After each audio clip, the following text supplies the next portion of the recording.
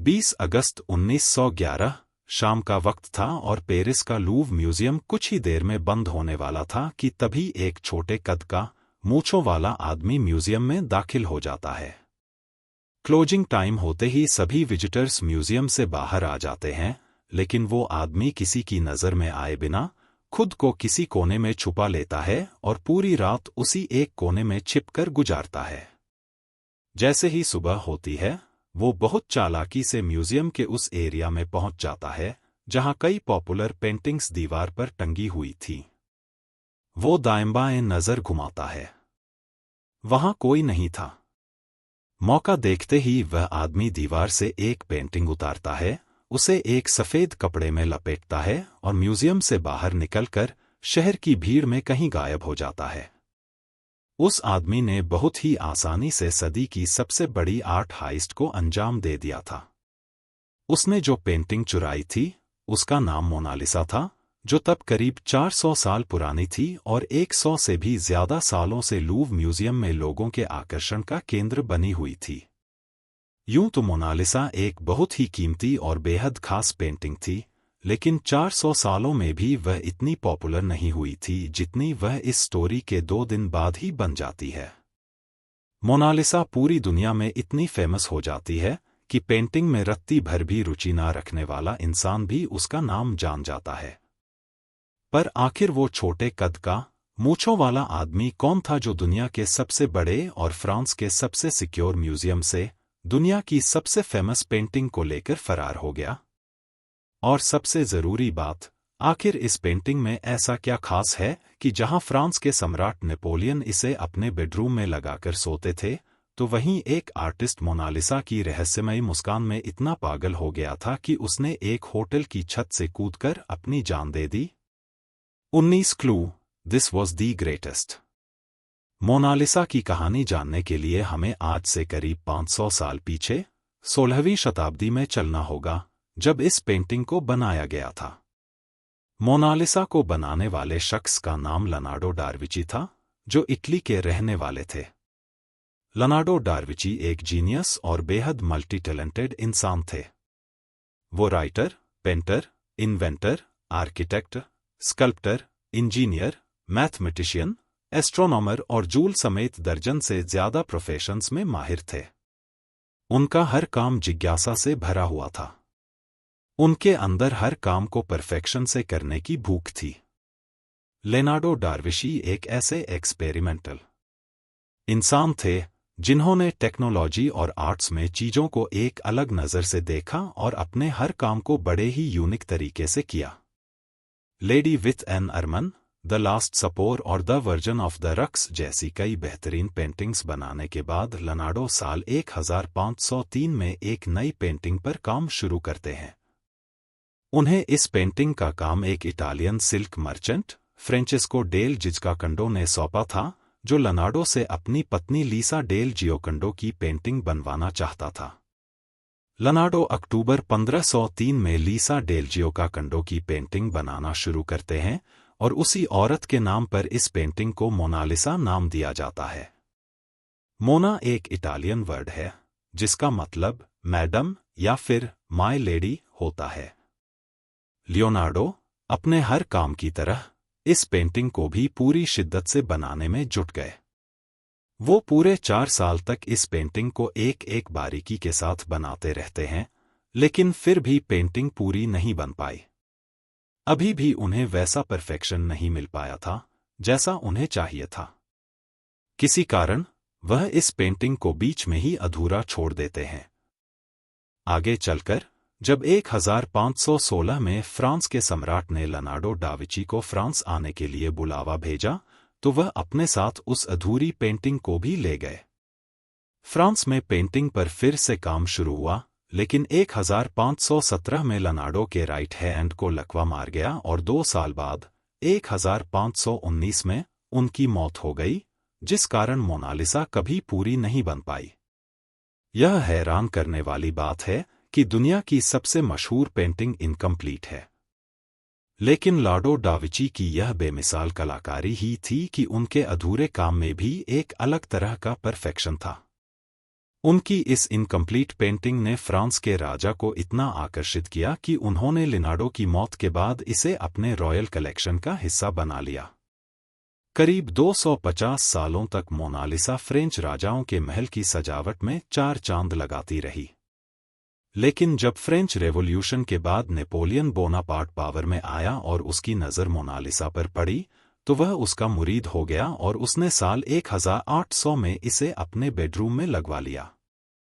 4 सालों तक नेपोलियन के बेडरूम में रहने के बाद 1804 में मोनालिसा को लूव म्यूजियम की ग्रैंड गैलरी में लगा दिया जाता है। लूव म्यूजियम केवल फ्रांस का ही नहीं, बल्कि दुनिया का सबसे बड़ा म्यूजियम है। यह हमेशा से ही दुनिया भर के टूरिस्ट के आकर्षण का केंद्र रहा है। लूव म्यूजियम में आने के बाद मोनालिसा को वहां कोई भी देख सकता था, लेकिन ताज्जुब की बात है कि दशकों तक मोनालिसा को विजिट करने वालों की गिनती बेहद कम रही। बहुत कम लोग ही मोनालिसा के बारे में जानते थे। केवल उन्हीं लोगों ने मोनालिसा को देखा था जो या तो आर्टिस्ट थे या बहुत बड़े आर्ट लवर्स थे। जहां कई आर्ट क्रिटिक्स को मोनालिसा बिल्कुल भी पसंद नहीं आई, तो वहीं कुछ लोग ऐसे थे जो मोनालिसा को घंटों तक बस निहारते ही रह जाते और लिनार्डो डार्विशी की तारीफ करते ना थकते। उन्हें मोनालिसा अधूरी होकर भी अधूरी नहीं लगती थी। लिनार्डो ने इस पेंटिंग को बनाने के लिए 30 से भी ज्यादा लेयर्स का इस्तेमाल किया था। कुछ लेयर्स तो इंसानी बाल से भी बारीक थी। पेंटिंग देखने में बड़ी लगती है, लेकिन असल में यह केवल 30/21 इंच की है और इसका वजन 8 की ग्रा है। इसे पेपर या कैनवास पर नहीं, बल्कि पॉपुलर वुड पैनल पर ऑयल पेंट के साथ बनाया गया था। सबसे ज्यादा खास बात इस पेंटिंग में मोनालिसा की रहस्यमयी मुस्कान है, जिस पर फिदा होने वालों की फहरिस्त बहुत लंबी है। एक नज़र में मोनालिसा हल्की मुस्कुराती हुई दिखाई देती है, लेकिन देर तक देखते रहने पर धीरे धीरे यह मुस्कुराहट गायब होती जाती है। मोनालिसा की इस रहस्यमयी मुस्कान पर फ्रांस का एक आर्टिस्ट, लूक मास्पेरो, तो इस कदर फिदा था कि उसने 23 जून 1852 को पेरिस के होटल की छत से कूदकर अपनी जान दे दी। उसने अपने आखिरी नोट में आत्महत्या के पीछे मोनालिसा की मुस्कान को वजह बताया था। देखते ही देखते मोनालिसा को लूव म्यूजियम में रहते हुए 100 से भी ज्यादा साल बीत जाते हैं। इतना वक्त गुजरने के बाद भी उसे ज्यादातर केवल आर्ट वर्ल्ड से जुड़े लोग ही जानते थे। पब्लिक के लिए मोनालिसा वैसी ही थी जैसे कि कोई दूसरी आर्ट पेंटिंग। लोगों ने उसे कभी सही से अटेंशन के साथ देखा ही नहीं था। लेकिन साल 1911 में यह सब कुछ बदलने वाला था, और इसे बदलने वाले शख्स का नाम था विंचेंज़ो पेरुजिया। पेरुजिया इटली का रहने वाला था और उसे हमेशा से यह बात खाई जाती थी कि जब मोनालिसा एक इटालियन लेडी की पेंटिंग है और इसे बनाने वाला भी एक इटालियन था, तो फिर किस हक से फ्रांस ने उसे अपनी प्रॉपर्टी मानकर अपने यहाँ रखा हुआ है। इसके बाद वह ठान लेता है कि वह मोनालिसा को फ्रांस से वापस इटली लाएगा। वो इसी प्लान के साथ 1908 में इटली से पेरिस आ जाता है और लूव म्यूजियम में नौकरी करने लगता है। यहाँ उसका काम पेंटिंग्स की सफाई करना, उन्हें दोबारा फ्रेम करना और कभी-कभी पेंटिंग्स के मजबूत केसेस बनाने का था। एक बार जब मोनालिसा का बॉक्स फ्रेम तैयार किया जा रहा था, तब पेरुजिया भी उसे बनाने वाली टीम में शामिल था, जिस वजह से उसे यह भी पता था कि चंद मिनटों में उस बेहद जटिल फ्रेम को कैसे ओपन किया जा सकता है। लूव म्यूजियम की एक-एक जगह, एक-एक रास्ता और सिक्योरिटी से जुड़ी हर छोटी से छोटी डिटेल जान लेने के बाद विंसेंजो पेरुजिया लूव म्यूजियम की जॉब छोड़ देता है। नौकरी छोड़ने के बाद वह अपने जॉब एक्सपीरियंस के बेस पर मोनालिसा को चोरी करने की साजिश रचता है। काफी वक्त तक वह एक-एक पॉइंट पर बारीकी से सोच विचार करता है। पूरा प्लान बनने के बाद 20 अगस्त 1911 को संडे की शाम वो लूव म्यूजियम में दाखिल हो जाता है। म्यूजियम में घुसकर वह सलोन केयर की ओर बढ़ता है, जहां कई पेंटिंग्स थीं, लेकिन उसकी नज़र उनमें से केवल मोनालिसा पर थी। वो मोनालिसा की तरफ बढ़ता है, एक मुस्कुराहट के साथ उसे देखता है, लेकिन फिर अगले ही पल अपने कदम पीछे कर लेता है। उसे चोरी अभी नहीं करनी थी, क्योंकि वहां आसपास लोग थे, सिक्योरिटी थी और वह चोरी करते पकड़ा जा सकता था। उसका प्लान यह था कि वह पूरी रात म्यूजियम में छिप कर गुजारेगा और अगले दिन सोमवार की सुबह मोनालिसा को चोरी करेगा। सोमवार को मेंटेनेंस की वजह से म्यूजियम विजिटर्स के लिए बंद रहने वाला था, जिस वजह से सिक्योरिटी भी बहुत कम रहने वाली थी।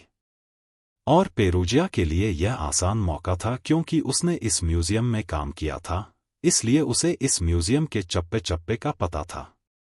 इसी वजह से वो एक स्टोरेज क्लोजेट को रात भर छिपने का ठिकाना बनाता है, जहां किसी के भी आने का चांस बहुत कम था।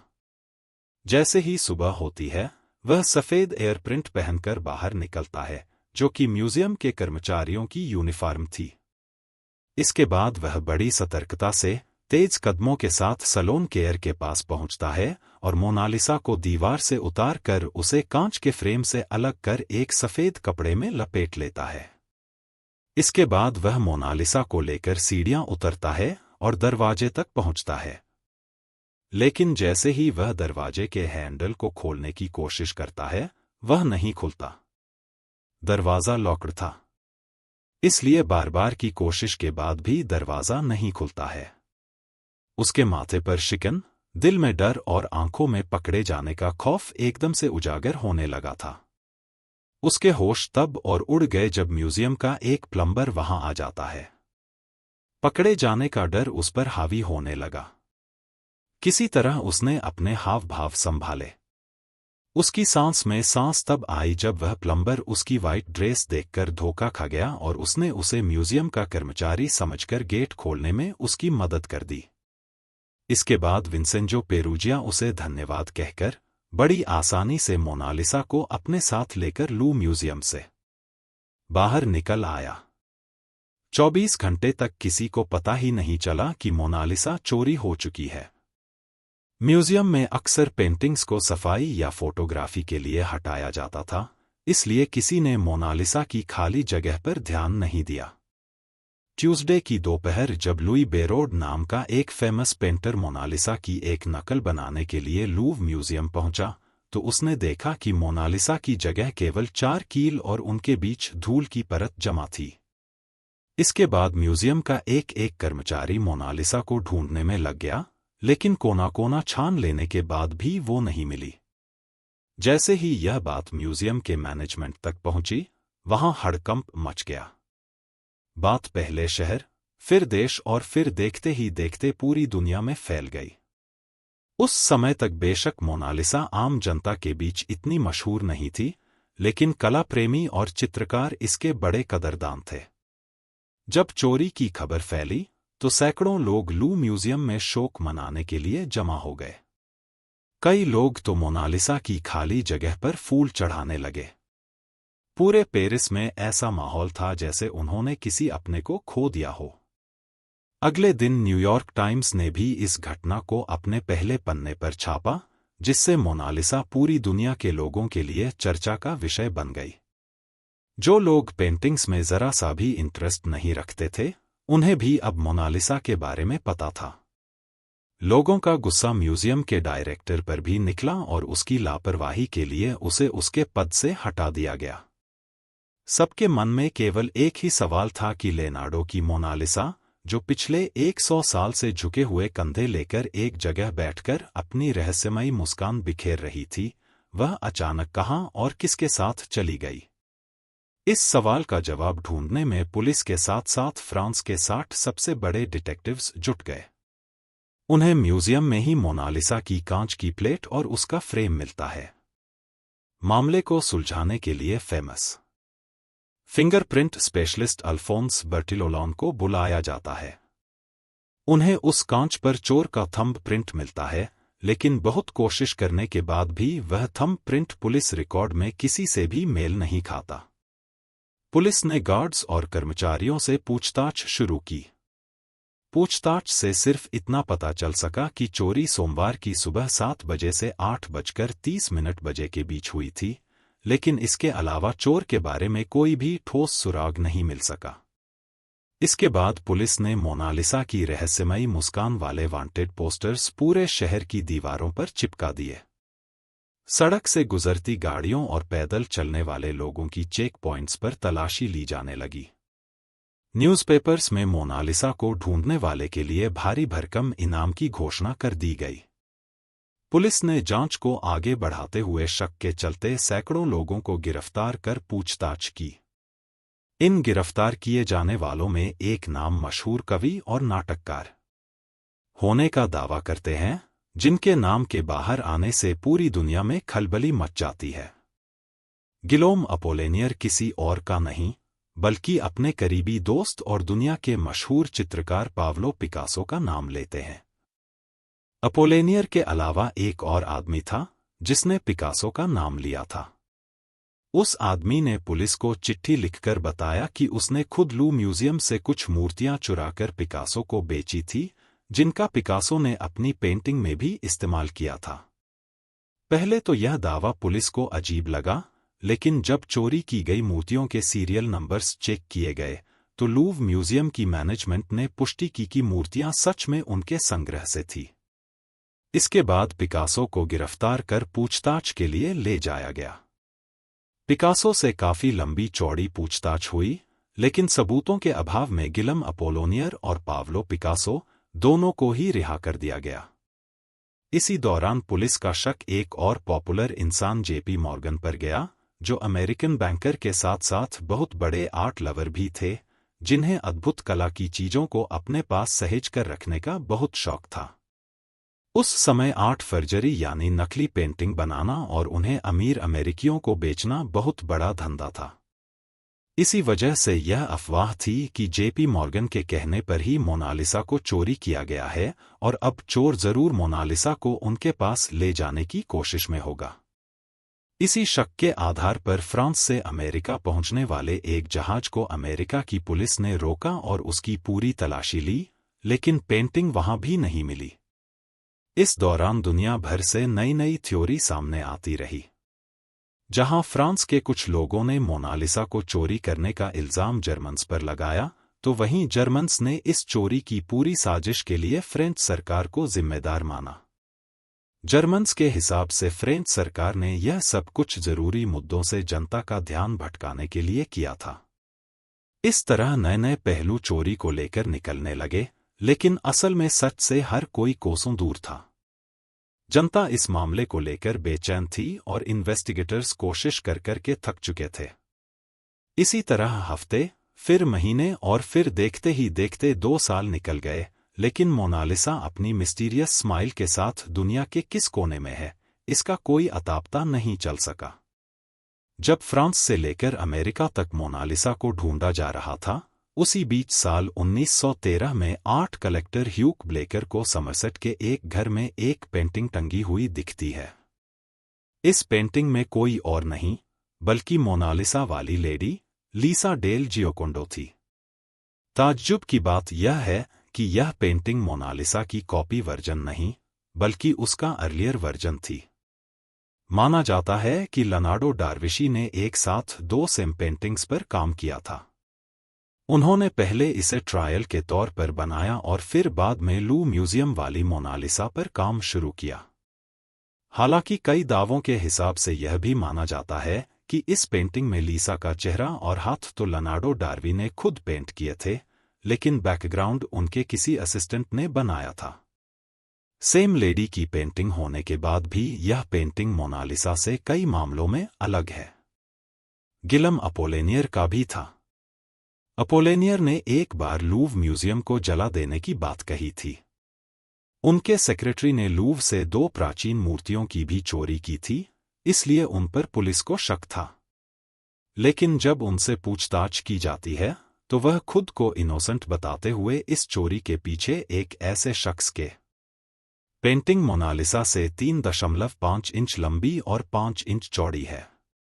इसे मोनालिसा की तरह लकड़ी पर नहीं, बल्कि कैनवास पर बनाया गया था।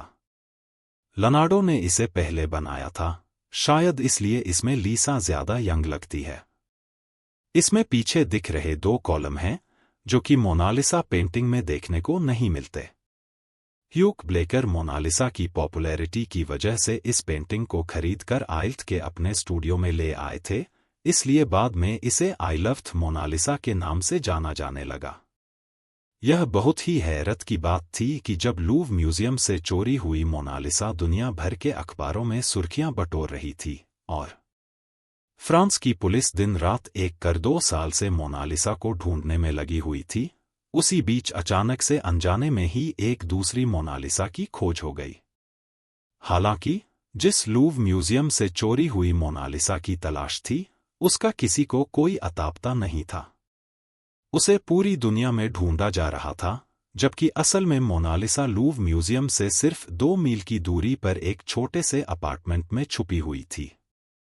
इस अपार्टमेंट में विंचो पेरूजिया रहता था, जिसने लूव म्यूजियम से मोनालिसा को चुराया था। मोनालिसा को चोरी करने के बाद पेरूजिया सीधे अपने अपार्टमेंट में ही आया था। उसने घर आकर पेंटिंग को एक खास तरह के वुडन ट्रंक में एक फॉल्स फ्लोर के नीचे छुपाया था। हैरानी की बात यह थी कि पेरूजिया का पहले भी क्रिमिनल रिकॉर्ड था और उसके फिंगरप्रिंट्स भी पुलिस रिकॉर्ड में मौजूद थे, लेकिन सिस्टम में केवल उसकी राइट हैंड की उंगलियों के निशान थे, जबकि मोनालिसा के फ्रेम पर मिली छाप उसके लेफ्ट हैंड की थी, इसलिए पुलिस को उसका कोई मैच नहीं मिला था। हालांकि फिर भी जांच के दौरान पुलिस ने पेजिया के घर पर 2 बार छापा मारा था, लेकिन पेरूजिया की चालाकी की वजह से उन्हें वहां से कुछ भी बरामद नहीं हुआ। उन्हें पेरूजिया के घर की तलाशी लेते हुए एक बार को भी भनक नहीं लगी कि मोनालिसा बिल्कुल उनकी नाक के नीचे छुपी थी। पेरूजिया ने जितने सीधे साधे तरीके से चोरी को अंजाम दिया था, उसी तरह वो बहुत ही आसानी से पुलिस के सामने होकर भी बच गया था। ऐसा लग रहा था कि वह कभी नहीं पकड़ा जाएगा, लेकिन फिर कुछ ऐसा होता है कि शातिर चोर विंचो पेजिया एक बहुत बड़ी गलती कर बैठता है। 2 सालों तक पेंटिंग को अपने पास रखने के बाद पेरूजिया की बेताबी बढ़ने लगती है। उसने जब मोनालिसा को चोरी किया था, तो उसका प्लान था कि वो इसे इटली ले जाएगा, लेकिन चोरी होने के बाद मोनालिसा का केस बड़ा बन चुका था और फ्रांस के चप्पे-चप्पे पर तलाशी ली जा रही थी। पकड़े जाने के खतरे की वजह से वह जैसे तैसे 2 सालों तक चुपचाप पेंटिंग को एक ही जगह अपने अपार्टमेंट में रखे रहा, लेकिन गुजरते वक्त के साथ उसकी बेचैनी बढ़ने लगी। वह उसे किसी को सौंप कर छुटकारा पाना चाहता था। इसीलिए वह दिसंबर 1913 में इटली के एक आर्ट डीलर अल्फ्रेडो गैरी को एक खत लिखता है। उसमें उसने लिखा था कि लियोनार्डो दा विंची की चोरी हुई पेंटिंग मेरे पास है। यह पेंटिंग फ्रांस के लूव म्यूजियम में नहीं, बल्कि इटली की ओफिजी गैलरी में होनी चाहिए, क्योंकि इसे बनाने वाला इटली का था। लेटर में नीचे उसने अपना नाम लियोनार्डो लिखा था। इस खत को पढ़ने के बाद अल्फ्रेडो गैरी काफी क्यूरियस हो गए। उन्होंने उफिजी गैलरी के डायरेक्टर जवानी फौजी से इस बारे में चर्चा की और फिर खत का जवाब देते हुए पेरूजिया को इटली के फ्लोरेंस आने का न्योता दिया। इसके बाद किसी तरह बचते बचाते विंचेंजो पेरूजिया मोनालिसा को अपने साथ लेकर फ्लोरेंस आ जाता है और वहां एक होटल में ठहरता है। वह 10 दिसंबर 1913 को अल्फ्रेडो गैरी के ऑफिस जाता है और उन्हें बताता है कि वह लियोनार्डो विंचेंजो है, जिसने उन्हें मोनालिसा को लेकर खत लिखा था। वह यहां अल्फ्रेडो से डील करता है कि वह उन्हें मोनालिसा दे तो देगा, लेकिन बदले में उसे $6,500 चाहिए। अल्फ्रेडो गैरी यहां बड़ी चालाकी से काम लेते हैं। वह उससे कहते हैं कि उसे उसके पैसे मिल जाएंगे, लेकिन उससे पहले वह और ओफिजी गैलरी के डायरेक्टर जियोवानी पॉजी यह कंफर्म करना चाहते हैं कि उसके पास ओरिजिनल मोनालिसा है। इसके बाद प्लान बनता है कि अगले दिन अल्फ्रेडो गैरी और जियोवानी पॉजी उसके होटल रूम आएंगे, जहां वह उन्हें मोनालिसा दिखाएगा। जब डील हो जाती है तो विंचेंजो पेजिया काफी ज्यादा खुश था। एक तरफ उसे इस बात की खुशी थी कि मोनालिसा 400 साल बाद ही सही, पर उस शहर में वापस आ गई थी जहां उसे लियोनार्डो दा विंची ने बनाया था। वहीं दूसरी ओर उसे मोनालिसा के बदले $500 मिलने की भी खुशी थी। उसे बिल्कुल भी अंदाजा नहीं था कि उसने इस तरह खुद अपने पैरों पर कुल्हाड़ी मार ली है। प्लान के मुताबिक अगले दिन 11 दिसंबर 1913 को अल्फ्रेडो गैरी और जियोवानी फौजी पेरूजिया से मिलने उसके होटल रूम पहुंच जाते हैं। अल्फ्रेडो ने पहुंचते ही पेरूजिया से पेंटिंग के बारे में पूछा। पेरूजिया काफी हड़बड़ी में था। उसने बिस्तर के नीचे से अपना वुडन ट्रंक निकाला, उसको बेड पर रखा, उससे कपड़े हटाए। कपड़ों के नीचे एक खुफिया जगह बनी हुई थी, उसके अंदर से उसने पेंटिंग बाहर निकाली। अल्फ्रेडो गैरी और जियोवानी फौजी ने जब उस पेंटिंग को देखा तो उन दोनों को अपनी आंखों पर भरोसा नहीं हुआ कि उनके सामने असली मोनालिसा है। पेरूजिया को उनके हाव भाव देख के लगा कि उन्हें पेंटिंग के असली होने की तसल्ली हो गई है, इसलिए वह उठा और उसने पेंटिंग के बदले अपने पैसे मांगे। अल्फ्रेडो ने उसे भरोसा दिलाया कि उसे उसके पैसे कुछ ही देर में मिल जाएंगे। इसके बाद अल्फ्रेडो गैरी और जियोवानी फौजी मोनालिसा को लेकर होटल से बाहर आ गए। उनके बाहर निकलने के कुछ ही देर बाद विंचेंजो पेजिया के दरवाजे पर एक बार फिर दस्तक होती है। उसे लगा कि उसके लिए पैसों से भरा सूटकेस आया होगा, लेकिन जब उसने दरवाजा खोला तो सामने पुलिस थी, जिसके पास उसके लिए हथकड़ी थी। अल्फ्रेडो गैरी और जियोवानी फौजी ने यहां आने से पहले ही पुलिस को सब कुछ बता दिया था। पुलिस ने फौरन पेरूजिया को अरेस्ट कर लिया। इसके बाद पेरूजिया पर इटली के ही कोर्ट में चोरी का मुकदमा चला। अपनी गवाही में उसने कहा कि उसने एक आम राष्ट्रीय गर्व के कारण किया था, क्योंकि उसका मानना था कि नेपोलियन के समय मोनालिसा को इटली से लूट लिया गया था। लेकिन वह गलत था, क्योंकि लियोनार्डो दा विंची खुद इसे 1516 में फ्रांस लेकर गए थे और एक दावे के हिसाब से किंग फ्रेंकोइस I ने इसे कानूनी रूप से लियोनार्डो से खरीदा था। पेरूजिया को चोरी का दोषी मानते हुए 1 साल 15 दिन की सजा सुनाई गई, लेकिन मोनालिसा को फिर से इटली लाने की वजह से वह इटली के लोगों का हीरो बन गया था। इसलिए पब्लिक की लगातार अपील के बाद उसे सिर्फ 7 महीने बाद ही रिहा कर दिया गया। मोनालिसा के मिलने के बाद उसे कई दिनों तक इटली के बड़े बड़े शहरों में घुमाया गया और फिर आखिरकार जनवरी 1914 में मोनालिसा को लूव म्यूजियम में वापस पहुंचा दिया गया। जिस तरह घर से रूठ भागा बच्चा वापस लौट आता है और उसे घर में बाकी बच्चों से ज्यादा प्यार मिलता है, उसी तरह न केवल फ्रांस बल्कि पूरी दुनिया का प्यार मोनालिसा पर उमड़ पड़ा था। चोरी की घटना के बाद मोनालिसा दुनिया की सबसे फेमस पेंटिंग बन गई थी। मोनालिसा को जब वापस लूव म्यूजियम में लगाया गया तो पहले 2 दिन में ही देश विदेश से 1 लाख लोग सिर्फ और सिर्फ मोनालिसा को देखने के लिए आए। मोनालिसा की पॉपुलैरिटी हर गुजरते दिन के साथ बढ़ती गई और उसके नाम पर कार्टून्स, एडवर्टाइजमेंट्स, पोस्टकार्ड, सॉन्ग्स और डॉक्यूमेंट्रीज बनने लगी। जब दूसरा विश्व युद्ध चल रहा था, तब मोनालिसा की पेंटिंग को कई बार उसकी जगह से बदला गया ताकि वह जर्मन्स के हाथ ना लग जाए। जब वर्ल्ड वॉर II खत्म हो गया, उसके बाद ही इसे वापस लूव म्यूजियम में लाया गया, लेकिन इसके बाद भी इसे कई बार नुकसान पहुंचाने की कोशिश हुई। एक बार किसी टूरिस्ट ने इस पर पत्थर फेंक दिया, तो वहीं एक बार किसी ने इस पर एसिड फेंक कर इसे नुकसान पहुंचाने की कोशिश की। उसके बाद से ही मोनालिसा को एक बुलेट प्रूफ ग्लास में रखा जाता है और इंतजाम ऐसा किया गया है कि अगर भूकंप भी आ जाए तो इसे कोई नुकसान ना हो। हर साल पूरी दुनिया से लगभग 1 करोड़ लोग लूव म्यूजियम आते हैं, जिनमें से 80% लोग खास तौर पर मोनालिसा को देखने आते हैं। जहां लोग इसके रहस्यमयी मुस्कान और इसकी शानदार डिजाइन पर फिदा हैं, तो वहीं मोनालिसा के कई आलोचक भी हैं, जिनका मानना है कि यह पेंटिंग महज मीडिया में आने के कारण फेमस हुई है, जबकि दुनिया में इससे बेहतर पेंटिंग्स मौजूद हैं। फ्रेंच हेरिटेज लॉ के अनुसार मोनालिसा पब्लिक प्रॉपर्टी है, इसलिए इसे बेचा नहीं जा सकता, लेकिन फिर भी कुछ आंकड़ों के हिसाब से इसकी कीमत का अनुमान लगाया जा सकता है। साल 1962 में मोनालिसा को प्रदर्शन के लिए अमेरिका लाया गया था, तब इसका 100 मिलियन में इंश्योरेंस हुआ था। गुजरते वक्त के साथ इसकी वैल्यू और भी बढ़ती गई। आज इसकी कीमत 970 रुपए मिलियन है, यानी इंडियन करेंसी के हिसाब से मोनालिसा 8,000 रुपए करोड़ से भी ज्यादा की है, लेकिन इतने पैसे देने के बाद भी इसे कोई खरीद नहीं सकता।